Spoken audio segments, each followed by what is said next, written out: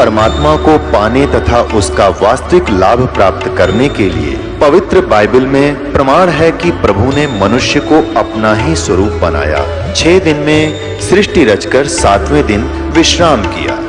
कुरान शरीफ में प्रमाण है कि हजरत मोहम्मद को खुदा स्वयं कह रहे हैं कि मैंने तुम्हें उस परमात्मा की महिमा बताने के लिए भेजा है। वो परमात्मा कबीर है जिसने 6 दिन में सृष्टि रची तथा 7वें दिन तख्त पर जा विराजा। उसकी खबर किसी बाखबर से पूछ कर तो देखो। कृपया अवश्य सुनिए जगत गुरु तत्वदर्शी संत रामपाल जी महाराज के अमृत वचन। अब क्या बताते हैं कि सभी के सभी जितने दोनों धर्मों के आचार्य शंकराचार्य पीर गुरु थे, ये सब बड़े खुशी बनाई। आज इसका टंटा कट जाएगा, आज इसको राजा जान से मरवा देगा, फांसी की सजा देगा, इसको दंडित करवाएंगे। शाह सिकंदर कह गए सुन कबले अरदास, गरीबदास तलबा हुई वो पकड़े दोनों दास। आदरणीय गरीबदास साहिब जी बता रहे हैं कि शाह सिकंदर के जब सब लोग गए काशी के इकट्ठे होकर के और उनने अर्ज करी, तब सिकंदर लोधी ने कहा कि लाओ उन दोनों को पकड़ कर।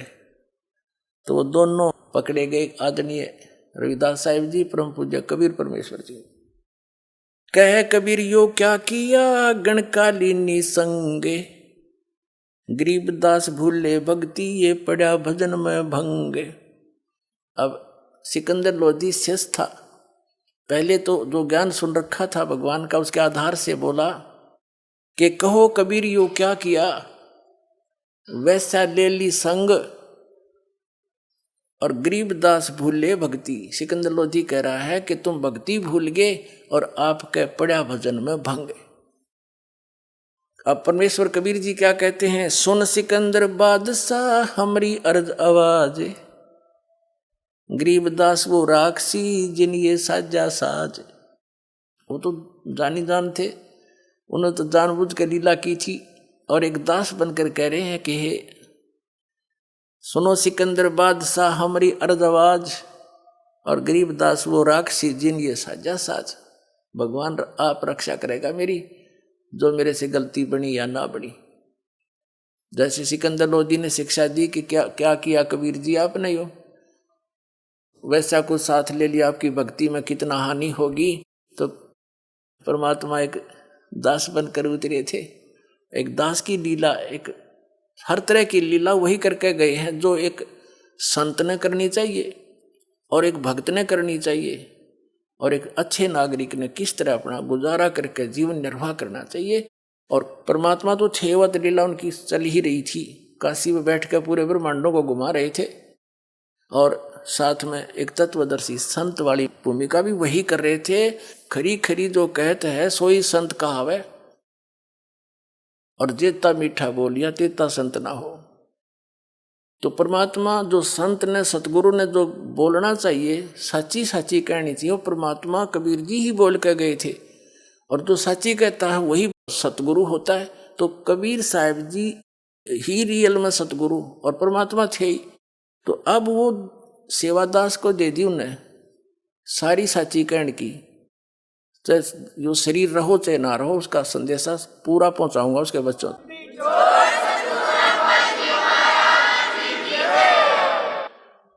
तो यहाँ परमात्मा खरी खरी कहा करते थे, सारी लीला वही कर रहे थे। और एक राजा के सामने नागरिक और दोषी कैसे बोलना चाहिए, ऐसे बोल रहे हैं। और उनकी दृष्टि में तो दोषी थे, लेकिन वो तो पूर्ण परमात्मा है, समर्थ है, निर्मल है, निर्दोष है। सुन सिकंदर बादशाह हमारी अर्ज आवाज।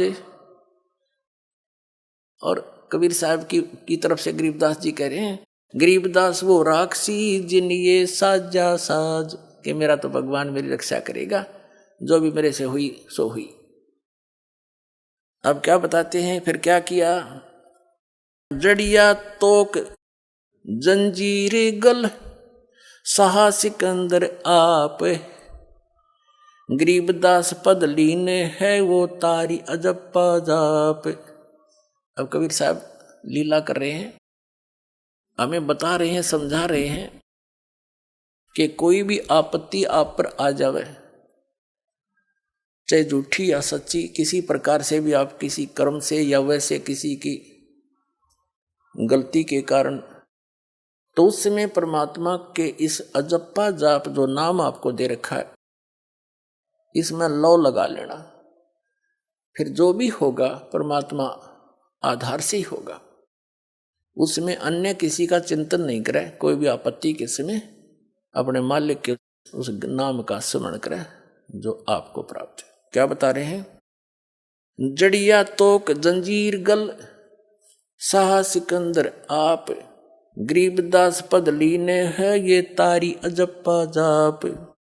हाथों जड़ी हथकड़ी पग बेड़ी पैराए, गरीबदास बीच गंग में तांजी दीना छटकाए। गंगा के बीच में हथकड़ी बेड़ी लाके उसमें डाल दिया।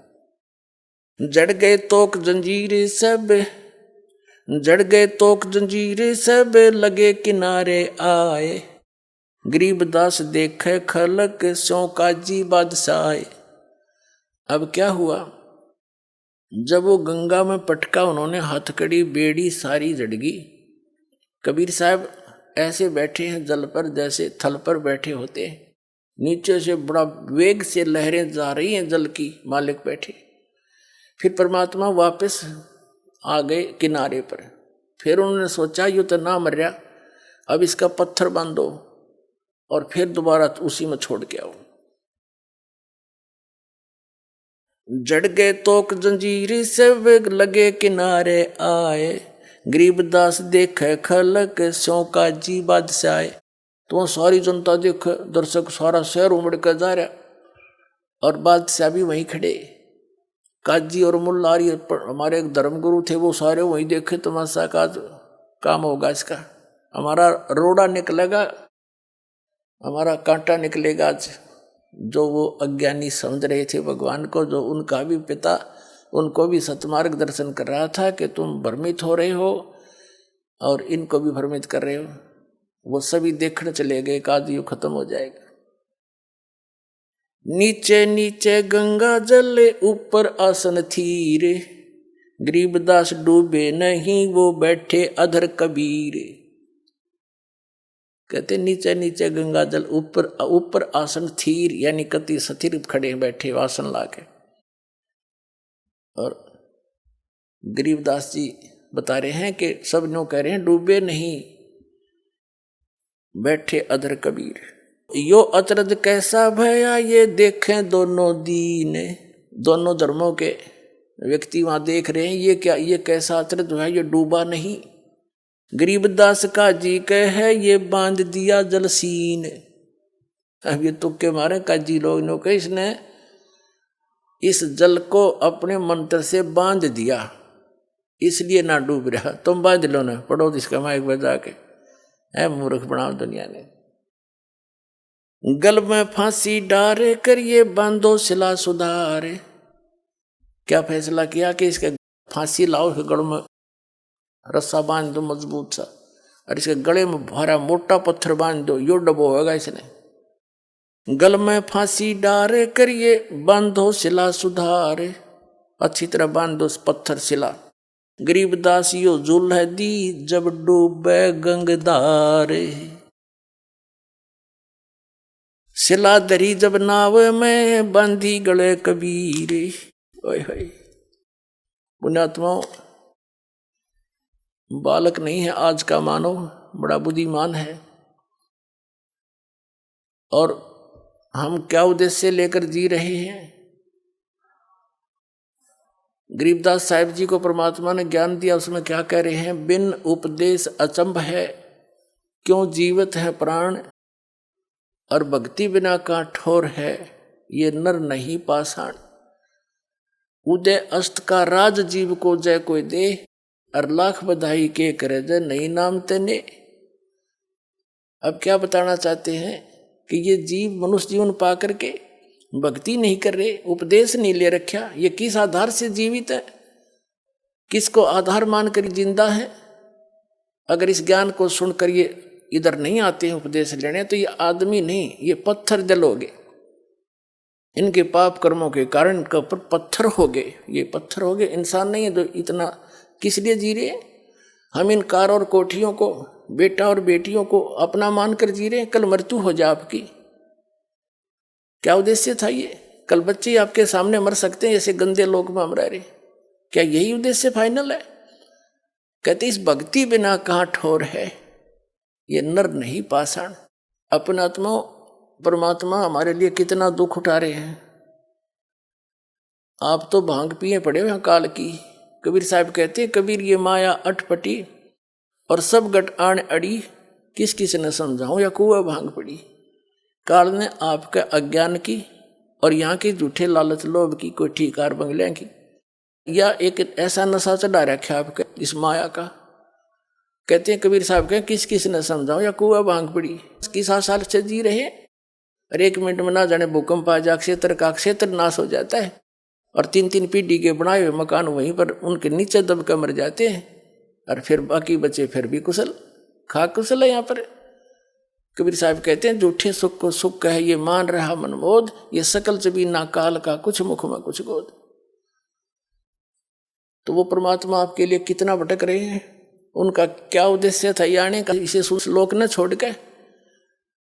वहां सारा सुख है, क्योंकि हम उसके बच्चे हैं, हमारे से गलती बन गई, बहुत भयंकर भूल बनी हुई है, और जिस कारण से हम यहाँ आगे उस मालिक ने छोड़ के इस काल के साथ में, इस विलियन के साथ आगे हम इसको अच्छा आदमी मान के, और इसने हमारा केस हांग काट रखा, किसी का बेटा मर गया, किसी बेटी मर गई, कोई कैंसर से पीड़ित, किसी टांग कट गई, किसी बाजू कट गई है, कोई किसी कीड़े पड़े हुए हैं, कोई 84 लाख योनियों में कुत्ते गधे सुअर बनकर हम कष्ट उठा रहे हैं, और फिर भी शांत है, क्योंकि हमें ज्ञान नहीं। जो ज्ञान वो देने आते थे वो आप तक पहुंच नहीं दिया हमारे ही भाई बहनों ने, ये नकली गुरु और संतों ने, क्योंकि माया के भूखे हैं, ये महिमा की भूख है इन लोगों को। अभी इन्हें भी आँख खोलनी पड़ेगी, परमात्मा के इस प्रयत्न को सफल होने दो और तुम भी समझो और इन बच्चों को भी समझने दो, उस भगवान के बच्चों को कितने युगों से दुख पा रहे। अब ये समय है, अब 1000 वर्ष के लगभग ये समय ऐसा ही चलेगा। इसमें जो निकल गए और रह गए फिर वही नबीरान बैठी। कबीर साहब ने फिक्स कर रखा था, 5500 वर्ष जब कलयुग बीत जाएगा उसके बाद पूरे विश्व में एक ही ज्ञान रहेगा और सभी नाम लेंगे। वैसे ये तो होगा ही होगा जो भगवान ने बोल रखा है। तो इन संतों के ऊपर ये रहम हो जाएगा, ये इस पाप से बच जाएंगे जो इनका मिसगाइड करने का भार ने सिर पर रखा है। नींद ने तो आना ही पड़ेगा, सब यहीं आएंगे, उन पर भार न्यों का न्यों रह जाएगा। ये शब्द बोले बिना इन्हें बोलना पड़ेगा।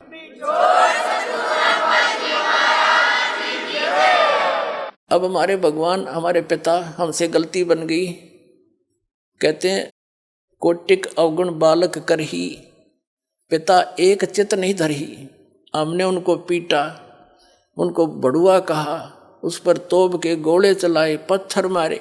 वो भी तो सारे उसी के बच्चे थे जो हिंदू और मुसलमान वहाँ खड़े थे। अब काल ने हमारे को डिवाइड करके एक दूसरे का दुश्मन बना रखा है, ताकि ये भगवान के निकट ना चले जाएं, अपनी अपनी साधनाओं को उत्तम मानकर एक दूसरे के साथ मत्था पचाई करते रहें और भूल जाए भगवान को। तो पुण्यात्माओं, आज का मानव बालक नहीं है। परमात्मा ने शिक्षा इसीलिए दी है, भगवान पहचान सको आप, न इसकी कति आवश्यकता नहीं है। इसने बेईमान बना दिए हम और बकवादी बना दिए। आप देखो इन बड़े बड़े शहरों में नौकरियाँ उच्च घराना की लड़की हैं, वह नंगी न ढकी ऐसे सरेआम घूमती हैं। तो यही विकास है क्या? गिरावट है ये मानव की अज्ञानता के कारण। हम उनको अच्छे पढ़े लिखा, ये तो एजुकेटेड सोसाइटी है, खाक एजुकेटेड है, जो इसे बेहुदे ढंग से बूढ़े लाल होठ करके हैं और पता नहीं कैसे घूमती हैं। क्लबों में जाते हैं, शराब पीने लगी लड़कियां। तो इस शिक्षा ने ये दिया हमारे को, नाचना गाना ये टेलीविजनों के माध्यम से सारी कोरी बकवाद भरी जा रही है। अब इसको समाप्त किया जाएगा इस ज्ञान से। इन टीवियों के ऊपर एक दिन वो आएगा, पूरा सत्संग मालिक का चला करेगा, ये बकवाद बंद हो जाएंगी। वो दिन दूर नहीं है, छक लिया हम इसको सुन सुनकर। ये कोई काम है? बेटी नाच रही है, बाप नाच रहा है, डीजे बाज रहा है। ये तो बेहुदे लोग करा करते जो सरेआम करते उसका बकल तार दिया करते थे। ऐसे धार्मिक व्यक्ति थे, अच्छे इज्जत वाले। अरे भी इसने बोर मानने हैं, शाबाशी मानते हैं। तो ये किसने दिया? इस शिक्षा नारी टीवी ने दिया हमारे को। अब इस शिक्षा का, इस टीवी का सदुपयोग होगा, भगवान को पहचानेंगे, जन जन तक मालिक का योग ज्ञान इसी टीवी के माध्यम से रूबरू हो रहा है। ऋषि से पहचान कर उसके बच्चे, बहन, बेटी, भाई भाग भाग कर आ रहे हैं, अपना कल्याण करवाएंगे। तो परमात्मा हमारे लिए इतना कष्ट उठाए और हम उनको पहचान नहीं रहे हैं। ये हमारी बहुत बड़ी भूल है। इस भूल को अब समाप्त करो। असंख्य युग हो गए यहाँ धक्के खाते हैं। परमात्मा कहते हैं कोट जन्म तन भरमत हो गए, कुछ नहीं हाथ लगा रे, कुकर सुकर खरबया बोरे, कौआ हंस बगारे।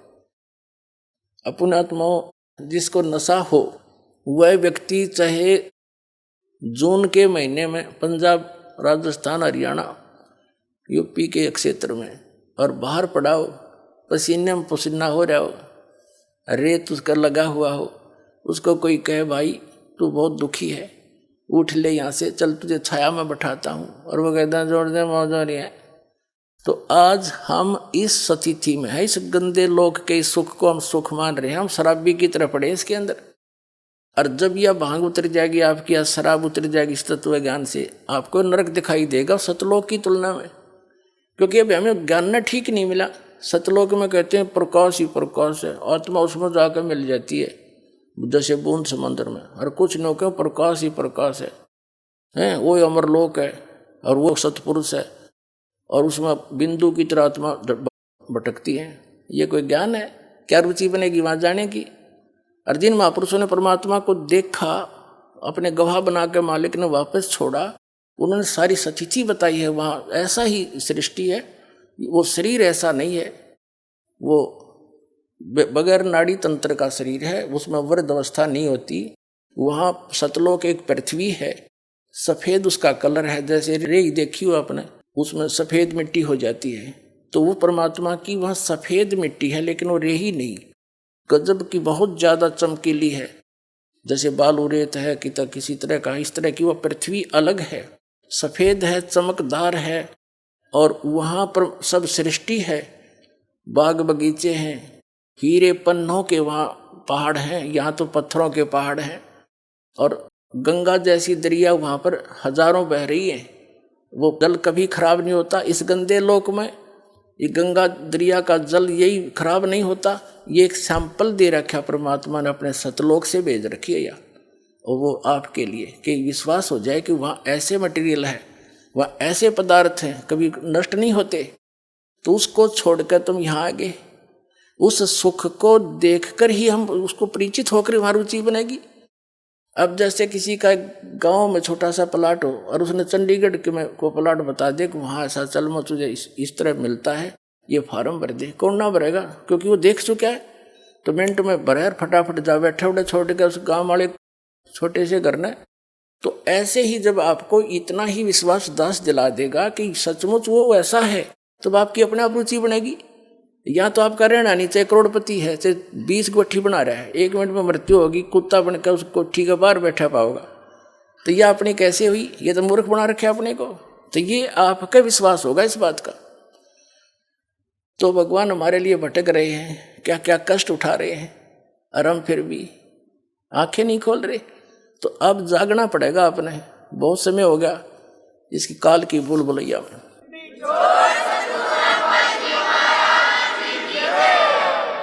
अब उस परमेश्वर को कितना प्रताड़ित किया गया, और उसी के बच्चों द्वारा करवा दिया काल ने।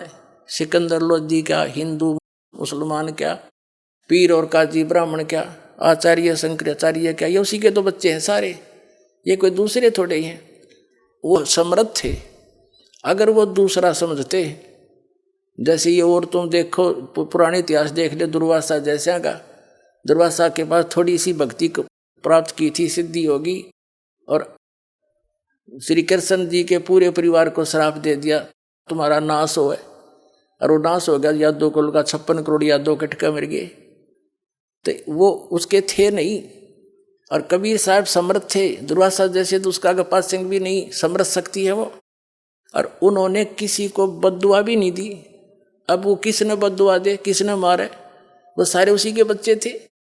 अब जिस पिता ने यूँ मालूम है कि मेरे बालक है शराब पी कर चाहे लठ मार रहा पिता के, वो अपना न सोचेगा, इसका उतरेगी जब समझेगा, मैंने पहचान लेगा।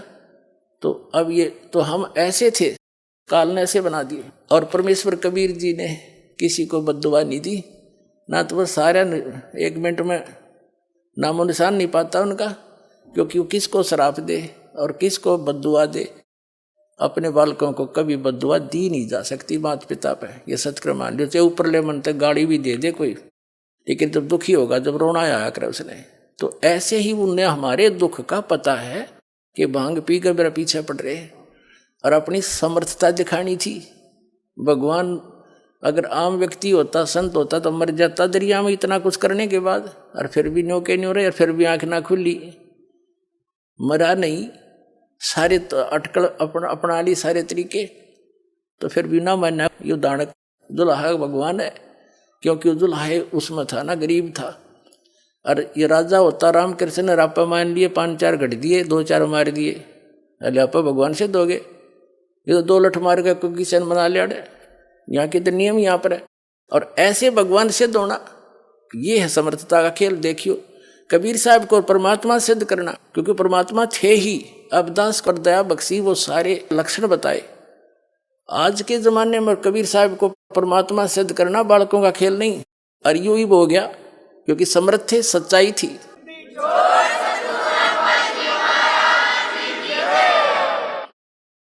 सिला धरी जब नावे में बांधी गले कबीर, गरीबदास फंद टूटे कर ना डूबे जल नीर। परमात्मा के गले में पत्थर बांध दिया, और वो जब गंगा में डाले तो वो पत्थर टूट गया गले से। मालिक बैठ के नो जल के ऊपर दोबारा, और वो पत्थर जो था वहां से चलकर, जल के ऊपर से चलकर वो पत्थर की शिला जहाँ सिकंदर लोधी खड़ा था उसकी तरफ आई, नोक काट ठानती जैसे नौका चला कर जंजन वाली, और आके उसके धड़ाम देसी लगी किनारे पे। सिकंदर 10 कदम पीछे गया, और फिर भी ना समझ में आई, पत्थर तिरका आवे, और भगवान ये डूबे नहीं, तो और क्या क्या जुल्म किया इन्होंने। शिला चली सा और को देखत का ख्याल, गरीबदास कबीर का आसन अदर हमाल। मालिक तो दरिया पर बैठे हैं जल के ऊपर, और वो पत्थर जो गढ़ में बांध रखा था वो टूट कर मालिक के गल से और पानी के ऊपर से सिकंदर लोधी सा की ओर भागी आई। फिर कहते हैं गुस्से में आकर बोले तीर मारो, बाण गोली मारो इसके। तीर बाण गोली चला ये तोप रख लो सोरे, तोब गरीबदास उस जुल्हदी के एक गई नहीं और।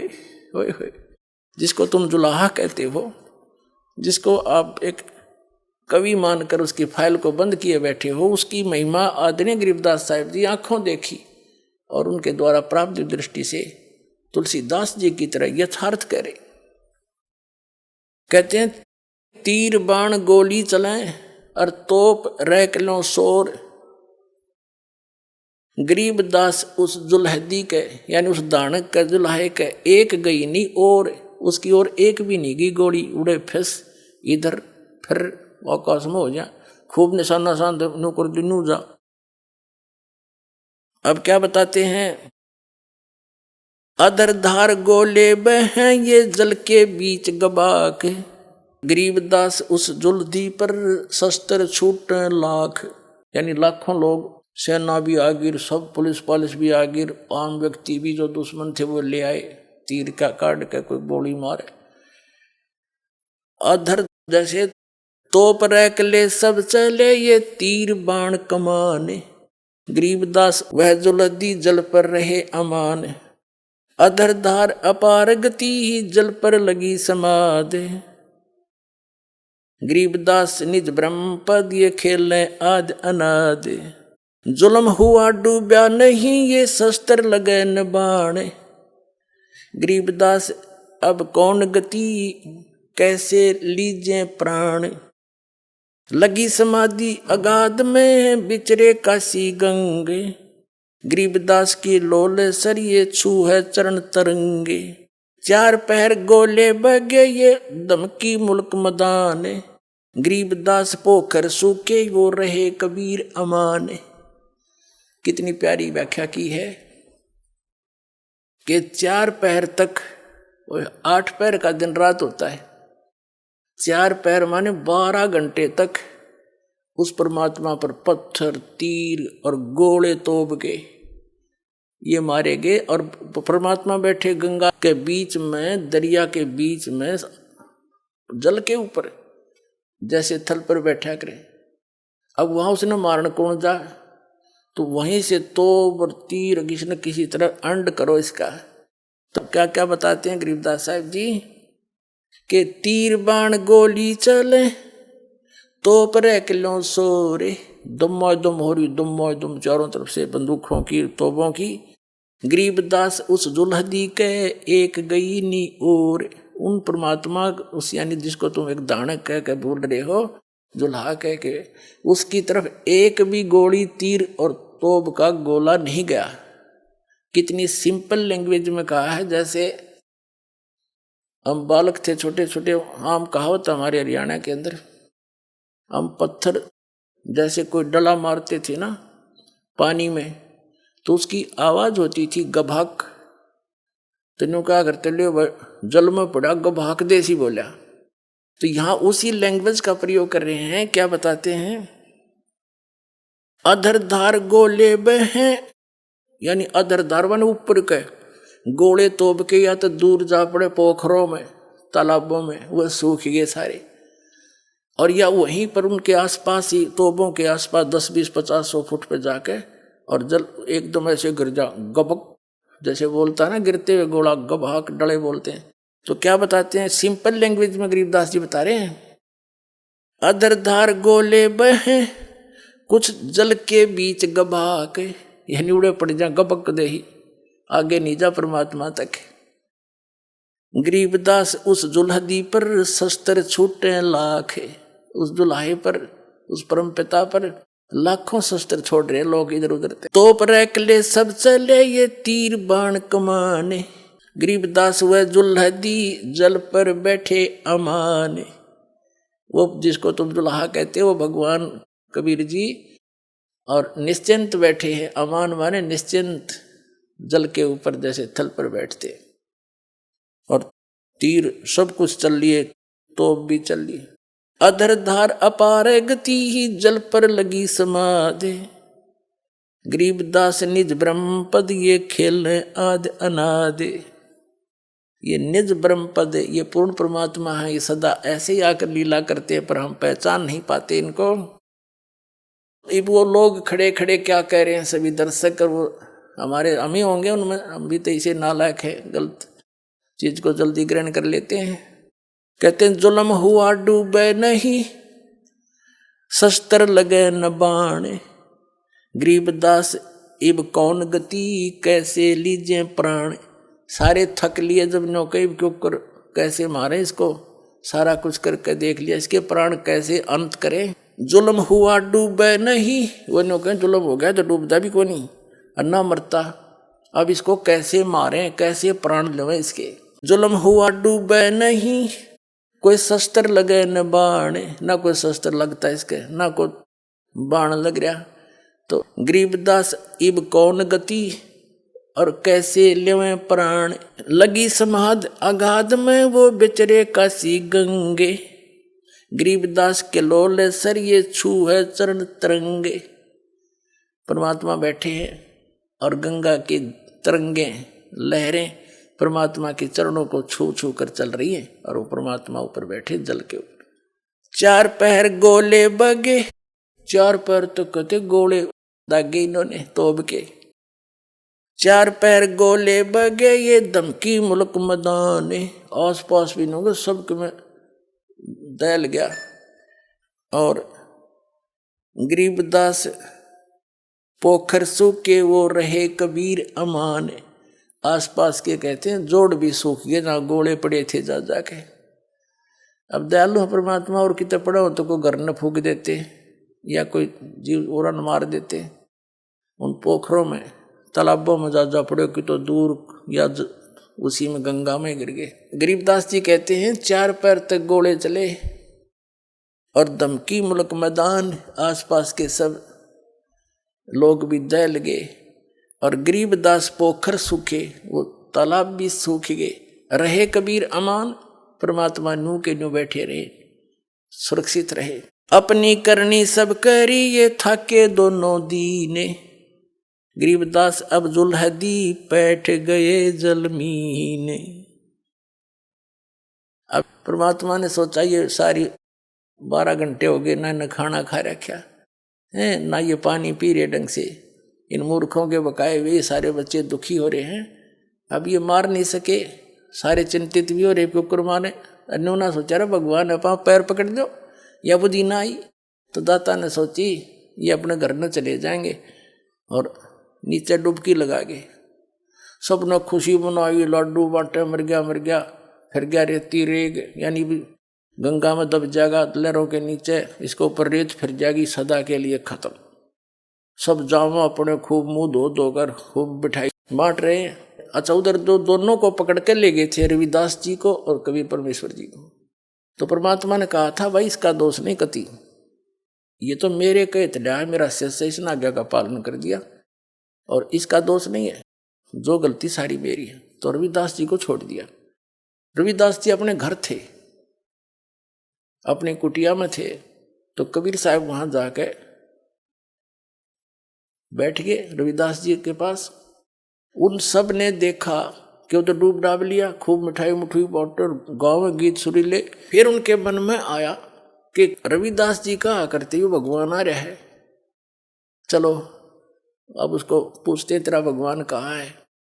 तो उसके पास गए, सारे इकट्ठे होकर, पूरा ग्रुप का ग्रुप, टोल का टोल, झुंड का जुलूस का जुलूस, और जाके कहने लगे रविदास हाँ जी, बाहर खड़े हुए आके, हाँ जी कैसे आए, कि कहा तेरा भगवान। उसको फिर गए उसके ऊपर रेत। तो रविदास जी बोले किसके विषय बोल रहे हो आप, कि तेरे कबीर के बारे में। क्या हो गया उनको कि वो डूब गए जल में, दरिया में। रविदास जी कहते हैं आ जाओ, ये बैठे, देख ये मेरे भगवान ये बैठे। उन्होंने देखा झांक झांक सारे, वो फिर चिंगर गए। फिर गए सिकंदर के पास, जो तो डूबा नहीं, वो तो जादू जंतर जानता है, वहां छुप कर बैठ गया है। फिर पकड़ ले आए, खूनी हाथी से मरवाओ इसको अपने सामने, जब विश्वास होगा हमारे।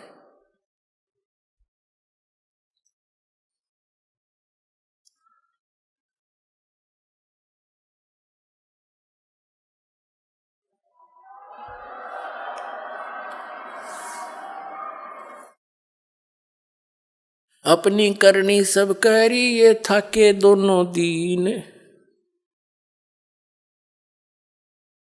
परमात्मा की द्रुप्ति असहनीय है पुण्यात्माओं, और वो किस लिए दुखी हुए, आपके लिए, हमारे लिए। अब पहचानो उस बालिक को। पुण्यात्माओं, दास को ये ज्ञान हो गया, इसलिए मैं परमात्मा की लीला बहुत कम सुनाता हूं, क्योंकि मुझसे कहा नहीं जाता।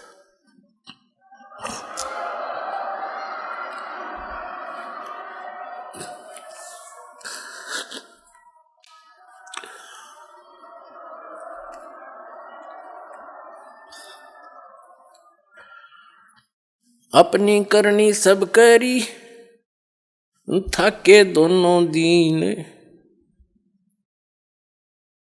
गरीबदास अब जुल्हदी बैठ गए जलमीन। परमात्मा कहते हैं, गरीबदास जी कहते हैं, परमात्मा ने जब देखा ये तो सारे काम कर लिए ने जो करना था, सारे अस्त्र शस्त्र प्रयोग कर लिए, आगे यहीं दुखी होते रहेंगे, बैठ गए जलमीन, यानी जल के अंदर चले गए मालिक। डूब्या डूब्या सब कहें होगे गारत गोरे, गरीबदास कबले धनी तुम आगे क्या जोर। अब हमारी जो वृत्ति है ये सदा से ही खराब है, हम उस परमात्मा पर विश्वास कर नहीं रहे और सिकंदर लोधी की प्रशंसा कर रहे हैं कि हे कबले धनी, हे महाराज, हे सम्राट, आपके आगे के पार बसावत ही, आखिर में डूबना पड़ा उसने। वहां ये शब्द बोले हमने, क्या कहते हैं, डूब्या डूब्या सब कहें हो गया गारत गोरे, यानी कति गारत गोर माने कति डूब गया, खत्म हो गया सदा के लिए। गरीबदास कबले धनी तुम आगे क्या जोर। सिकंदर लोधी से कहते हैं कि आप आगे किसकी बसाव, अब तो राजा हो सम्राट है। आनंद मंगल होते हैं ये बटें बधाई बेग, गरीबदास उस जुल्हदी पर फिर गया रेती रेग।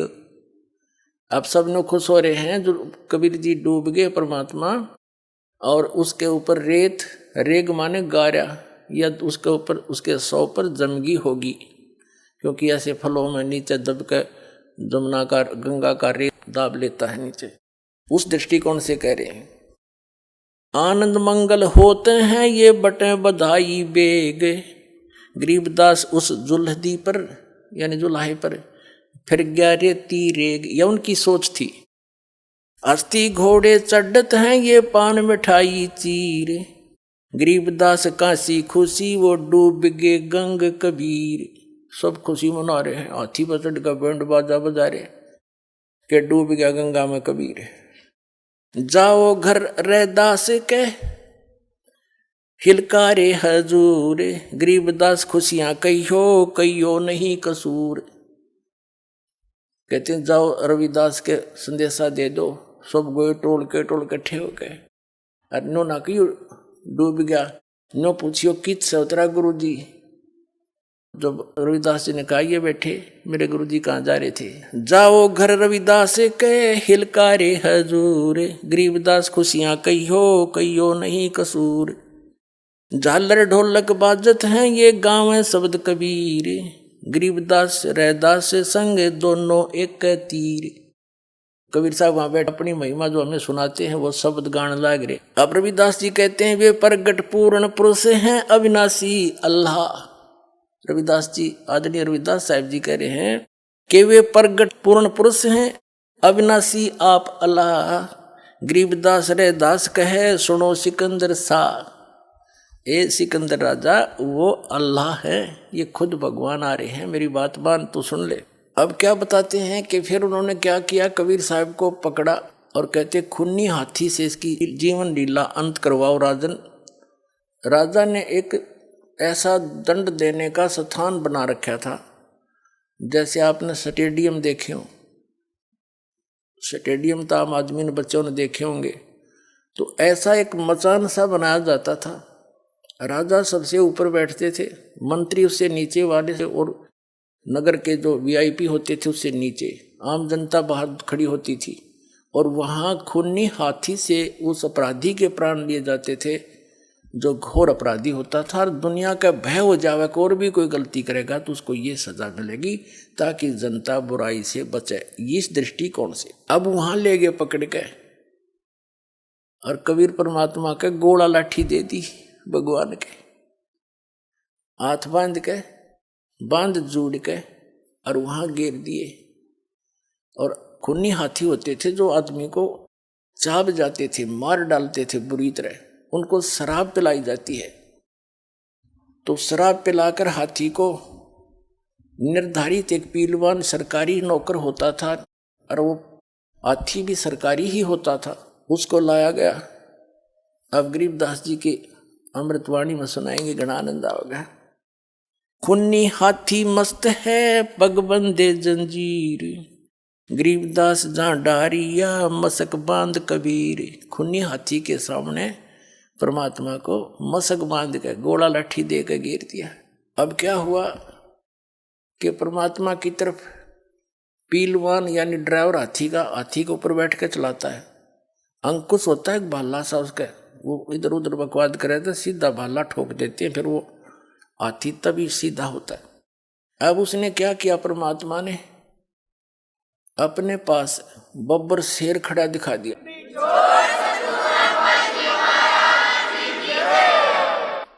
बब्बर शेर खड़ा दिखाई दिया, हाथी ने चिंगाड़ मारी और वापस भाग लिया डर के। अब वो पीलवान उसको वापस करता है, और केवल हाथी को दिख रहा है वो सिंह शेर, और किसी को नहीं। और वो अपनी नौकरी के डर से अपने उसको पता था पीलवान को, हाथी के ड्राइवर को, कि अब मुझे सजा मिलेगी आज मेरा कौन सा दुर्भाग्य आगे अड़ गया कि हाथी भाग गया, राजा का काम पूरा हुआ नहीं, उसका सीधे भाले ठोक के बराबर आते ऊपर अंकुश मारे, उसको फिर सीधा करके ला, वो देख कर फिर भागे। परमात्मा ने सोचा कि इस जीव को यो पीलवान घना दुखी करेगा, क्योंकि सारे जीव ही उसके, वो दयालु है। तो उसने उस पीलवान को और दर्शन दे दिया, शेर दिखाई दे दिया, और पीलवान भी हाथी तो तले गिर गया, हाथी की तो पीलवान बेहोश हो गया।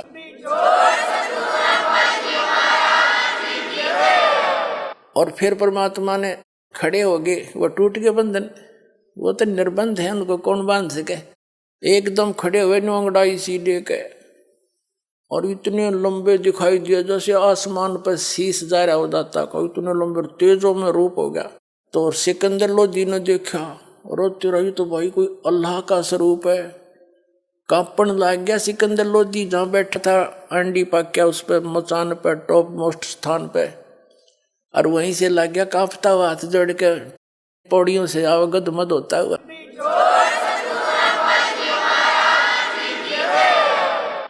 चरणों में गिर गया और चरण पकड़ लिए। जब राजा ने चरण पकड़े, राजा राजा को दिखाया जाता न लीला, तो सभी उसके चेले छोटे दोनों धर्म थे वो बेदक के, राजा तब बिक गया, इसका चरण छू लिए, नो कर दिया। अब क्या लीला सुनाते हैं।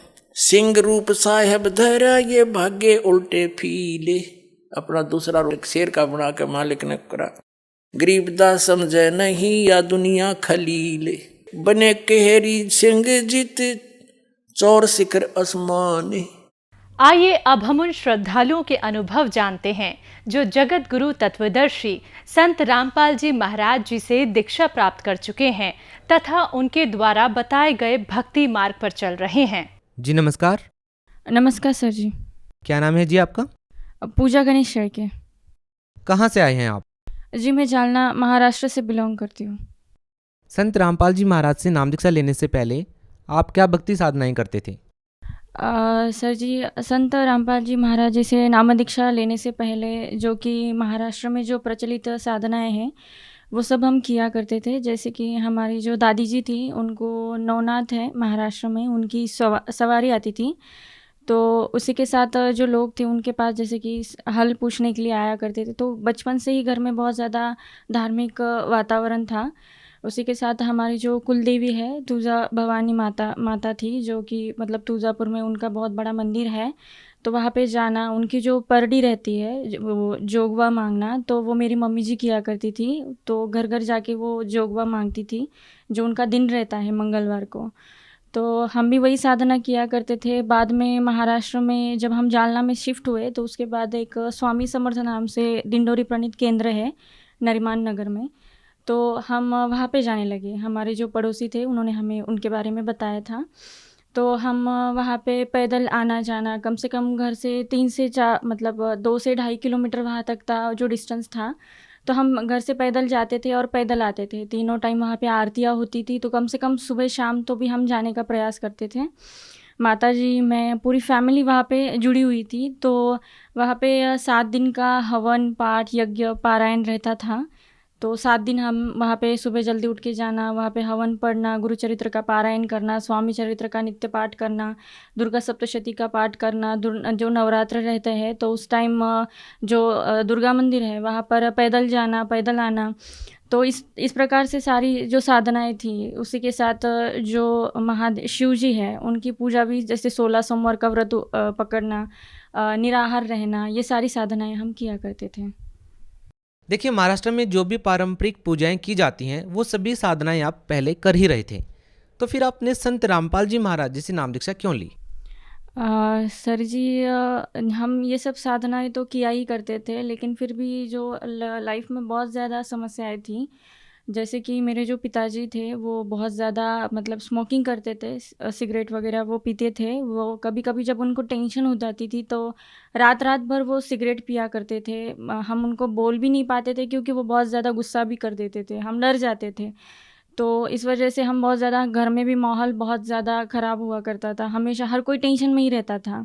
यही सब समस्याएं से हम जूझ रहे थे। उसी में 2008 साल में जो हमारा जो टैंकर था, पापा ड्राइवर थे उस पर, हमारा सिर्फ एक ही टैंकर था और उसी पे सारा घर खर्च चला करता था। तो पिताजी और एक बार वो गए हुए थे, तो वो जो टैंकर था वो पलट गया, तो वो पूरा जल चुका था, मतलब पूरा लॉस हो गया था। जिस पे हमारे घर खर्च चलता था वही पूरा लॉस हो गया था, जिस वजह से हमारी जो इनकम सोर्स था वो पूरा बंद हो गया। कंडीशन यहाँ तक ख़राब हो गई थी सर जी कि हमें शाम के खाने तक की मतलब सोचना पड़ता था कि अब क्या करें। पिताजी बहुत ज़्यादा टेंशन में और डिप्रेशन में आ गए थे।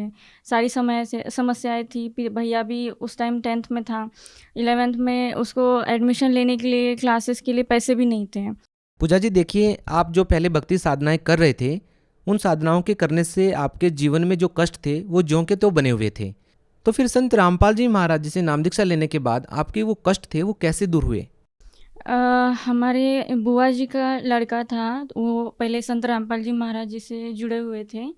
तो उन्होंने मेरे भाई को बताया कि आपके घर में, जैसे कि वो सब कुछ जानते थे हमारे घर में क्या समस्याएं थी, क्या दिक्कतें थी। तो उन्होंने इस बारे में हमें बताया कि आप भी एक बार वहाँ चल के देखिए, आपने इतनी साधनाएं तो आपने कर ही ली है, तो कम से कम एक बार इसे भी ज़रूर देखिए क्या है क्या नहीं, शायद आपको कोई लाभ हो जाएगा, आप देख लीजिए। तो हमें वो बार बार बोलते थे, लेकिन पहले हमने उन पे ध्यान नहीं दिया। लेकिन जब कंडीशन बहुत ज़्यादा वर्स्ट हो गई थी, तो उसके बाद मेरा भाई वहाँ पे चला गया। तो वहाँ जाने के बाद जब भैया ने पूरा 3 दिन का सत्संग सुना, ज्ञान समझा। जब मेरे भैया संत रामपाल जी महाराज जी के शरण में गए, उन्होंने 3 दिन तक जो सत्संग रहता था वो सत्संग सुना। जब उन्होंने सत्संग सुना तो वो जो आध्यात्मिक ज्ञान संत रामपाल जी महाराज जी बता रहे थे, उसको सुन के वो बहुत ज़्यादा शॉक्ड रह गए कि आज तक हमने इतने बार श्रीमद् भगवत गीता पढ़ी है, बहुत बार सारे ग्रंथ पढ़े हैं, लेकिन कभी कोई ये बताने वाला नहीं मिला कि ब्रह्मा विष्णु महेश जी, इनका भी जन्म या मृत्यु होता है। वो भी हमारे ही धर्म ग्रंथ में लिखा हुआ था। गुरुजी प्रोजेक्टर पे खोल के दिखा रहे थे कि यहाँ पे जैसे लिखा है कि ब्रह्मा विष्णु महेश खुद ये स्वीकार करते हैं कि हमारा आविर्भाव और तिरोभाव यानी कि जन्म यानी मृत्यु होता है। ये सब कुछ देख के भैया बहुत ज़्यादा शॉक्ड हो गया। फिर उसने संत रामपाल जी महाराज जी से नाम दीक्षा ली, घर आया, और घर आने के बाद उन्होंने जो साधना चैनल पे टीवी पे गुरुजी का सत्संग आता था, तब उसने हमें भी ये सारी चीज़ें समझाने के लिए शुरुआत की। पहले तो हमें भी इतना कुछ मतलब ठीक नहीं लगा कि ये ऐसा क्या बता रहा है, लेकिन फिर भी जब साधना टीवी पे हमने भी देखा, संत रामपाल जी महाराज जी जो है वो साधना टीवी पर जब सत्संग आ रहा था तो मैंने भी सुना। तो वो दिखा रहे थे प्रोजेक्टर पे कि गीता का जो 15वां अध्याय है, जिसमें लिखा हुआ है एक श्लोक में कि ऊर्ध्व मूलम अधे शाखम अश्वतम प्राहु अव्यम छंदासी यस्य पर्णानि यतम वेद स वेदविद। ये जो श्लोक है, ये हम जो स्वामी समर्थ के केंद्र में जाते थे तो वहाँ पे ये उसका जो पाठ है वो हमें हर रोज़ पढ़ाया करते थे, जिसे मराठी में उन्होंने ट्रांसलेट किया हुआ था। उसमें लिखा हुआ था कि खाली शाखा वरी मूळ नित्य अश्वस्थ बोलिला ज्याच्या पानांमध्ये वेद जानितो वेद जाणतो। हम हर रोज़ ये वहाँ पे पढ़ा करते थे, लेकिन सिर्फ पढ़ा करते थे, उसे कभी समझ नहीं पाए। लेकिन जब सत्संग में गुरुजी ने ये क्लियरली दिखा दिया कि क्या होता है, ऊर्ध्व मूलम का मीनिंग क्या है, कि जैसे कि ऊपर को मूल वाला, तो वो मूल परमात्मा कौन है, वो कबीर साहब जी है, जिसे गुरुजी ने हर एक वेद में श्रीमद् भगवत गीता में दिखाया कि यहाँ पे लिखा हुआ है कि कबीर साहब जी पूर्ण परमात्मा है। तो जब मैंने वो देखा कि गुरुजी ने दिखाया कि जो मूल श्रीमद् संसार रूपी उल्टा लटका हुआ वृक्ष है, उसकी जो शाखा है, जो इसे हर एक भाग से जानता है, वो तत्वदर्शी संत है। तब मुझे समझ में आया कि हम जो पढ़ते थे उसका वास्तविक जो मीनिंग है वो क्या है। तो ये समझने के बाद हमारी पूरी फैमिली सहित हम संत रामपाल जी महाराज जी के शरण में चले गए थे। आपके जीवन में और क्या क्या कष्ट थे जो संत रामपाल जी महाराज जी से नाम दीक्षा लेने के बाद दूर हो गए? पहली जो साधना करते करते जैसे कि 2008 साल में हमारा जो टैंकर था वो पलट गया था। उसमें 15 लाख का डीजल पेट्रोल का जो माल था वो पूरी तरह से जल गया था। यहाँ तक कि उसका जो इंजन था वो भी जल चुका था। तो कंपनी हमारे ऊपर जो जुर्माना लगा रही थी उसको तो हमने कैसे, मतलब ब्याज पे पैसे लेके कैसे भी करके उसको जैसे तैसे करके भर दिया। लेकिन कंडीशन इतनी ख़राब हो गई थी कि हमारे, मतलब हम रेंट पे रह रहे थे, तो उसका रेंट भी हम पे नहीं कर पा रहे थे। हम 4 भाई बहन हैं, हर किसी का, हमारा स्कूल का खर्चा वगैरह सब कुछ, मतलब कुछ भी नहीं हो पा रहा था और कंडीशन बहुत ज़्यादा ख़राब हो गई थी। तो उस वक्त कंडीशन इतनी ख़राब थी, इस वजह से फिर जब भैया ने जब नाम दीक्षा ली संत रामपाल जी महाराज जी से, तो फिर हम भी वहाँ पर गए, उनसे नाम दीक्षा ली। और नाम दीक्षा लेने के बाद धीरे धीरे गुरुजी की दया से हमारी जो प्रॉब्लम्स है वो क्लियर होती गई। संत रामपाल जी महाराज जी की दया से हमारा जो बिज़नेस था पापा को प्रॉफिट होता गया और धीरे धीरे फिर जैसे कि उन्होंने पहले एक टैंकर लिया, बाद में प्रॉफिट हुआ तो 2 लिए। ऐसे बढ़ते बढ़ते संत रामपाल जी महाराज जी की दया से संत रामपाल जी महाराज जी की दया से ट्रांसपोर्ट हो गया। फिर हमारी जो फाइनेंशियल कंडीशन थी वो बहुत ज़्यादा ख़राब थी। हमारे जो घर मालिक थे वो हमें हमेशा परेशान करते थे, हमेशा झगड़े चला करते। वो कहते थे हमें कि आप खाली कर दो, और ना ही हम उसका जो रेंट था वो टाइम पे कर पाते थे। बहुत ज़्यादा दिक्कत थी। उसके बाद गुरुजी की दया से, संत रामपाल जी महाराज जी की दया से उन्होंने एक प्लॉट ख़रीदा। धीरे धीरे उस पर घर भी हो गया। जहाँ हम सोचते थे कि हमारा सपना था कि कम से कम हमारी एक 2 रूम का छोटा सा घर भी हो जाए तो भी हमारे लिए बहुत था। पिताजी को पता था कि उनसे अभी नहीं हो पाएगा। अब हमारी एजुकेशन की फ़ी ही हम पे नहीं कर पाते थे, तो सिटी में घर होना ये बहुत बड़ी बात थी।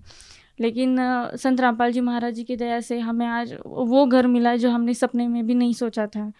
तो हमारा ट्रांसपोर्ट हो गया। संत रामपाल जी महाराज जी की दया से हमारी गाड़ी होगी। गुरुजी ने हर तरीके से हमें हर एक चीज़ दे दी जिसे हमने सपने में भी नहीं सोचा था। धीरे धीरे मालिक की दया से सारी जो फाइनेंशियल कंडीशन की जो भी समस्या थी वो सारी हल होगी। फिर बाद में इससे भी बड़ा एक लाभ हुआ कि मेरा जो भाई था उसे एक लंग्स में एक होल हो गया था, जिसकी वजह से वो लंग्स के बाहर जो आउटर लेयर रहती है उसमें उसकी हवा जमा हो रही थी, उसे ब्रीदिंग में प्रॉब्लम आ रही थी। इस वजह से हम डॉक्टर के पास गए, उनसे कंसल्ट किया 2 दिन। तो डॉक्टर ने बोला कि आपको एक्सरे निकालना पड़ेगा। तो हमने एक्सरे निकाला, उसमें दिखा कि वो जो होल हो गया था उसके लंग्स में। तो डॉक्टर ने बोला इसे हमें ऑपरेशन करना पड़ेगा, और उसके बाद ये ऑपरेशन के बाद फिर से एक होल करके वहाँ पे प्लेट डाल के, बहुत मतलब कॉम्प्लिकेटेड सिचुएशन थी, बहुत ज़्यादा बड़ा ऑपरेशन था। हम डर गए थे क्योंकि भाई जो था वो बहुत ज़्यादा वीक था, वो पता नहीं वो सहन कर पाता या नहीं, हमें पता नहीं था, तो हम डर गए थे। तो संत रामपाल जी महाराज जी को हमने अरदास लगाई थी कि परमात्मा ऐसी दिक्कत है। तो संत रामपाल जी महाराज जी ने बताया था कि आप ऑपरेशन करवा लो, परमात्मा दया करेंगे। तो सैटरडे को हम गए थे, तो डॉक्टर ने बोला था आप मंडे को आइए ऑपरेशन में। कमल नयन बजाज हॉस्पिटल है औरंगाबाद में, वहाँ पर हमें उन्होंने बुलाया था मंडे को। तो हम फैमिली में और मेरी दीदी घर पे थी, भाई मम्मी पापा सब वहाँ पे हॉस्पिटल में गए थे, उसे एडमिट कराया था। तो वहाँ पे एक प्रोसीजर थी कि जैसे एडमिट करने के बाद उन्होंने उसका एक्सरे वगैरह निकाला, ऑपरेशन थिएटर में उसको लेकर गए, और जब उसको मतलब सब कुछ तैयारी हो गई थी, लेकिन डॉक्टर ने वो जो उसका एक्सरे था वो देखा। बिफोर उन्होंने एक्सरे किया था, जो डॉक्टर ने देखा तो वो बिल्कुल शॉक्ड रह गए। उन्होंने बोला कि अभी उन्होंने सारी जो प्रोसीजर चल रही थी उसे रुकवाया और बोला कि मुझे ये नहीं पता कि ये कैसे हुआ, लेकिन उन्होंने वो टैली किया। मतलब सैटरडे को जो एक्सरे निकलवाया था और ऑपरेशन के पहले जो एक्सरे निकलवाया था, सिर्फ बंदी छोड़ सदगुरु रामपाल जी महाराज जी की दया से सिर्फ एक ही दिन में वो पूरा उसका रिपोर्ट नॉर्मल आ गया था। मतलब जो हवा थी जिसकी वजह से उसे पेन हो रहा था, ब्रीदिंग के लिए प्रॉब्लम आ रही थी, वो पूरी तरीके से नील थी, नॉर्मल हो गई थी। जो कि डॉक्टर खुद बोल रहे थे कि ये पॉसिबल ही नहीं है, पता नहीं ये कैसे हुआ, लेकिन ये पॉसिबल नहीं है। लेकिन मैं खुद हैरान हूँ कि ये कैसे हो गया। तो इस प्रकार संत रामपाल जी महाराज जी की दया से वो मेरे भाई का जो ऑपरेशन होने वाला था वो भी टल गया, और बिना ऑपरेशन के वो बिल्कुल नॉर्मल है। डॉक्टर ने उसे ये भी बताया था कि आप ज़्यादा वेट नहीं उठा पाओगे, आपको शायद लाइफ में कभी ज़्यादा वेट आप नहीं उठा पाओगे, ज़्यादा हेवी काम नहीं कर पाओगे। लेकिन संत रामपाल जी महाराज जी की दया से वो सारे काम करता है, उसे कोई दिक्कत नहीं होती है। तो ये गुरु जी की दया से हमें संत रामपाल जी महाराज जी की दया से ये बहुत बड़ा लाभ हुआ। उसके बाद मेरी जो माता जी है, मेरी जो मम्मी है, उनको हार्ट की प्रॉब्लम थी। उन्हें 3 बार हार्ट अटैक आ चुका था। मतलब जब सेकेंड टाइम उन्हें जब हार्ट की प्रॉब्लम हुई थी तो डॉक्टर ने उन्हें बता दिया था कि आप इतने जल्दी उनको घर मत लेके जाइए। लेकिन हमें संत रामपाल जी महाराज जी पर विश्वास था, इसलिए हमने मम्मी को वहाँ से, मतलब डॉक्टर के मना करने के बावजूद भी हम उन्हें लेकर आ गए। गुरुजी की दया से उन्हें कुछ नहीं हुआ, मतलब वो नॉर्मल थी। तीसरी बार जब उन्हें हार्ट अटैक आया तो उस वक्त तो हमने संत रामपाल जी महाराज जी ने जो चरणामृत प्रसाद दिया है उसे देने के बाद उन्हें हार्ट की वजह से जो पेन हो रहा था, तो संत रामपाल जी महाराज जी की दया से चरणामृत और प्रसाद लेने के बाद वो ठीक हो गया। संत रामपाल जी महाराज जी की दया से आज मेरी मम्मी जी बिल्कुल ठीक है, उन्हें कोई प्रॉब्लम नहीं है और वो एक नॉर्मल लाइफ जी रही है। संत रामपाल जी महाराज से नाम दीक्षा लेने के बाद आपको बहुत सारे लाभ मिले हैं। हो सकता है शिक्षित जो वर्ग है वो इस बात पर कम विश्वास करें, तो आप उन लोगों को कैसे ये विश्वास दिलाएंगे कि एक संत की सद्भक्ति करने से, एक संत के द्वारा दिए गए मंत्रों का जाप करने से वो सभी लाभ आपको मिल सकते हैं जो आप आध्यात्मिक मार्ग में प्राप्त करना चाहते हैं? जो आज का पढ़ा लिखा समाज है वो इन सब बातों में विश्वास नहीं करता कि जैसे किसी मंत्र जाप से या फिर आशीर्वाद से हमारी जो समस्याएं हैं वो दूर हो सकती है। लेकिन आज तक हम में से किसी ने भी अपने जो धर्म ग्रंथ है उसे कभी खोल के नहीं देखा कि वास्तविकता में जो साधना है वो हमारे धर्म ग्रंथों में लिखी हुई है या नहीं। जब हम प्रॉपरली, जैसे हमारे धर्म ग्रंथों में, होली बुक्स में जो साधना लिखी हुई है, तो ऑब्वियसली हम सबको वैसे लाभ होंगे जो परमात्मा देते हैं। जैसे कि अगर कोई स्टूडेंट है, अगर वो एग्ज़ाम देने के लिए जाता है तो उसको एग्ज़ाम में उसे वही लिखना पड़ेगा जो सिलेबस में लिखा हुआ है। अगर उसके आउट ऑफ, मतलब जो सिलेबस में लिखा नहीं है और वो अगर वो लिखता है पेपर में, तो ऑब्वियसली वो फेल हो जाएगा। इसी प्रकार जैसे कि हमें हमारे जो धर्म ग्रंथ है, होली बुक्स में, उसमें जो लिखा है उसके अनुसार साधना करनी पड़ेगी, तब हमें परमात्मा से मिलने वाला लाभ प्राप्त हो सकता है। जैसे कि हम भी पहले परंपरागत भक्ति साधना किया करते थे, जो करते करते भी हमारे जीवन में बहुत ज़्यादा दुख आए, समस्याएं आई, जिनसे हमें बहुत ज़्यादा दिक्कत भी हुई।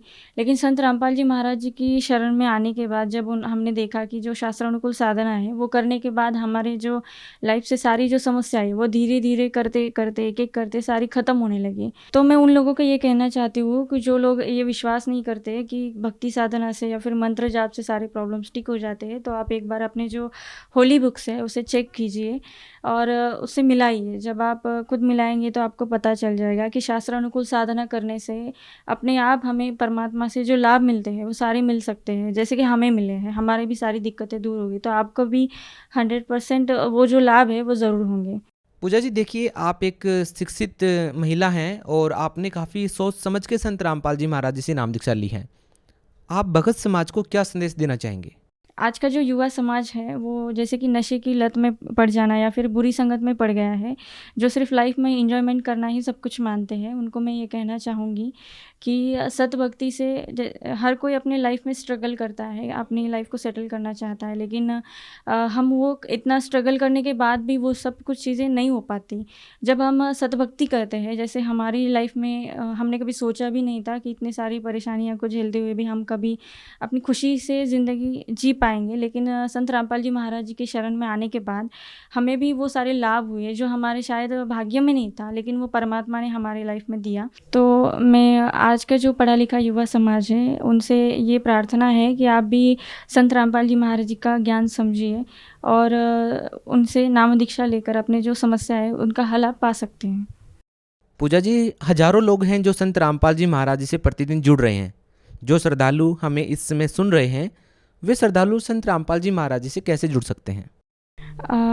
संत रामपाल जी महाराज जी से नाम दीक्षा लेने के लिए जो संत रामपाल जी महाराज जी के जो सत्संग है वो विविध चैनल्स पे आते हैं, तो उनके नीचे एक पीली पट्टी चलती है जिन पे कुछ नंबर लिखे हुए होते हैं। तो आप उन नंबर पर कॉल करके अपने जो डिस्ट्रिक्ट का नामदान सेंटर है उसके बारे में पता करके वहाँ जाके नाम दीक्षा ले सकते हैं। और एक बहुत आसान तरीका है कि फेसबुक, यूट्यूब पे संत रामपाल जी महाराज जी की जो सत्संग हैं उनके नीचे नंबर्स फ्लैश हो रहे हैं, उन पे कांटेक्ट करके आप निःशुल्क नाम दीक्षा प्राप्त कर सकते हैं।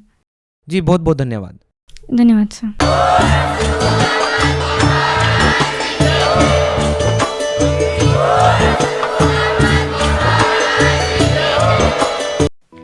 आप सुन रहे थे जगत गुरु तत्वदर्शी संत रामपाल जी महाराज के मंगल प्रवचन।